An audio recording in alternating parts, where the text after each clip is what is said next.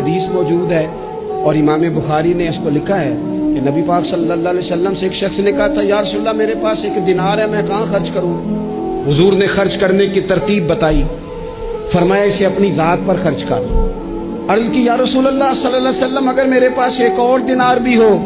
فرمایا اسے اپنی بیوی پر خرچ کر۔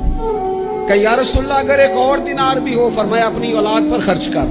یا رسول اللہ اگر 1 اور دینار بھی ہو؟ فرمایا خادم پر خرچ کر، اپنے غلام پر خرچ کر، اپنے ملازم پر خرچ کر۔